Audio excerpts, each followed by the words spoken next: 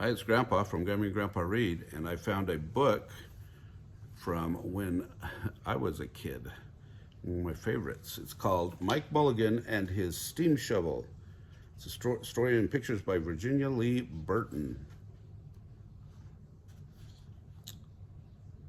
It's by the Houghton Mifflin Company of Boston.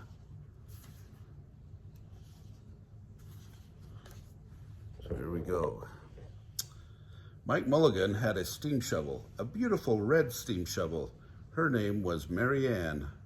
Mike Mulligan was very proud of Maryanne. He always said that she could dig as much in a day as 100 men could dig in a week, but he had never been quite sure that this was true. Mike Mulligan and Maryanne had been digging together for years and years. Mike Mulligan took such good care of Maryanne, she never grew old. It was Mike Mulligan and Maryanne and some others who dug the great canals for the big boats to sail through. It was Mike Mulligan and Maryanne and some others who cut through the high mountains so that trains could go through.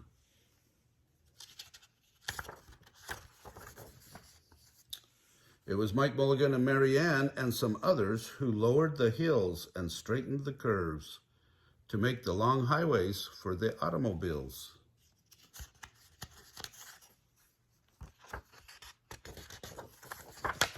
It was Mike Mulligan and Maryanne and some others who smoothed out the ground and filled in the holes to make the landing fields for the airplanes.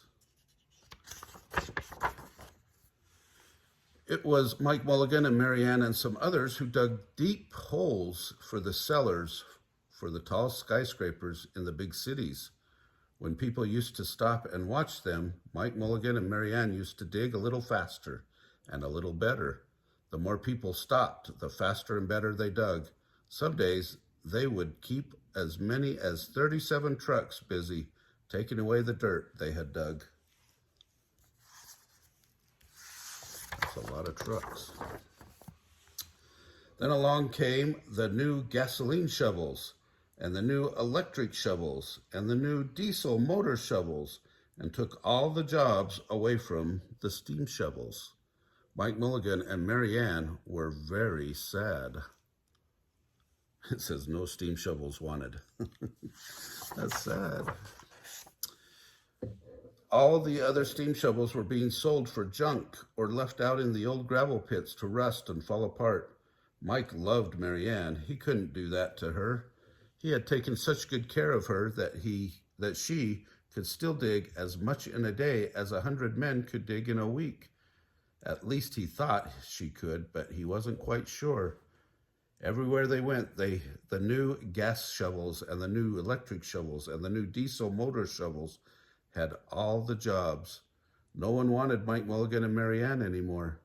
Then one day, Mike read in a newspaper that the town of Popperville was going to build a new town hall. "We are going to dig the cellar of that town hall," said Mike to Maryanne, and off they started. They left the canals and the railroads and the highways and the airports and the big cities where no one wanted them anymore and went away out in the country.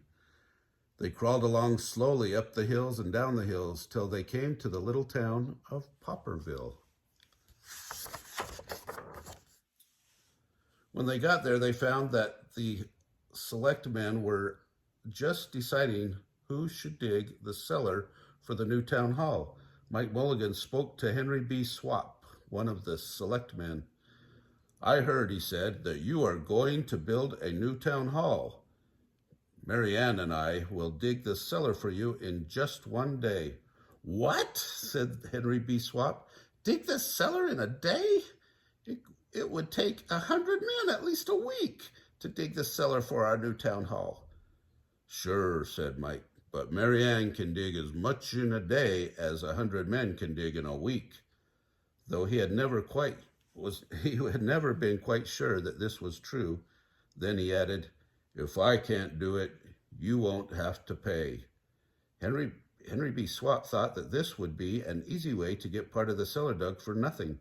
So he smiled in a rather mean way and gave the job of digging the cellar to the new town hall to Mike Mulligan and Maryanne.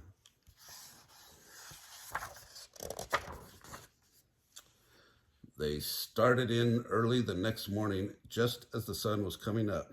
Soon a little boy came along. "Do you think you will finish by sundown?" he said to Mike Mulligan.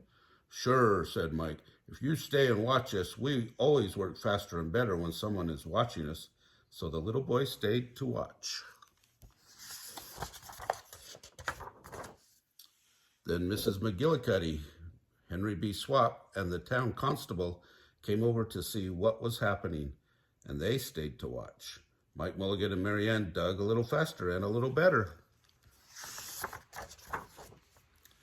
This gave the little boy a good idea. He ran off and told the postman with the morning mail, the telegraph boy on his bicycle, the milkman with his cart and horse, the doctor on his way home, and the farmer and his family came into town for the day, and they all stopped and stayed to watch. That made Mike Mulligan and Maryanne dig a little faster and a little better. They finished the very first corner, neat and square, but the sun was getting higher. Clang, clang, clang, the fire department arrived. They had seen the smoke and thought that there was a fire. Then the little boy said, "Why don't you stay and watch?" So the fire department of Popperville stayed to watch. Mike Mulligan and Maryanne, while they heard the fire engine, the children in the school across the street couldn't keep their eyes on their lessons. The teacher called a long recess and the whole school came out to watch. That made Mike Mulligan and Maryanne dig still faster and still better. They finished the second corner, neat and square, but the sun was right up in the top of the sky. Now the girl who answers the telephone called up the next towns of Bangerville and Popperville and Kipperville and Copperville and told them what was happening in Popperville. All the people came over to see if Mike Mulligan and his steam shovel could dig the cellar in just one day. The more people came, the faster Mike Mulligan and Maryanne dug, but they would have to hurry. They were only halfway through, and the sun was beginning to go down. They finished the third corner, neat and square. Never had Mike Mulligan and Maryanne had so many people to watch them. Never had they dug so fast and so well, and never had the sun seemed to go down so fast. "Hurry, Mike Mulligan, hurry, hurry," shouted the little boy. "There's not much more time." Dirt was flying everywhere, and the smoke and the steam were so thick that the people could hardly see anything. But listen! Bing, bing, crash, slam, louder and louder, faster and faster. Then suddenly it was quiet. Slowly the dirt settled down, the smoke and steam cleared away, and there was the cellar all finished. 4 corners, neat and square, 4 walls straight down, and Mike Mulligan and Maryanne at the bottom, and the sun was just going down behind the hill. "Hooray!" shouted the people. "Hooray for Mike Mulligan and his steam shovel. They have dug the cellar in just one day." Suddenly the little boy said, "How are you going to get out?" "That's right," said Mrs. McGillicuddy to Henry B. Swap. "How is he going to get his steam shovel out?" Henry B. Swap didn't answer, but he smiled in a rather mean way. Then everybody said, "How are you going to get out?" "Hi, Mike Mulligan. How are you going to get your steam shovel out?" Mike Mulligan looked around at the 4 square walls and the 4 corners, and he said, "We've dug so fast and we've dug so well that we've quite forgotten to leave a way out. Nothing like this had ever happened to Mike Mulligan and Maryanne before, and they didn't know what to do." Nothing like this had ever happened before in Popperville. Everybody started talking at once, and everybody had a different idea, and everybody thought his idea was the best. They talked and they talked and they argued and they fought till they were worn out, and still no one knew how to get Mike Mulligan and Maryanne out of the cellar they had dug. Then Henry B. Swap said, the job isn't finished because Maryanne isn't out of the cellar, so Mike Mulligan won't get paid. And he smiled again in a rather mean way.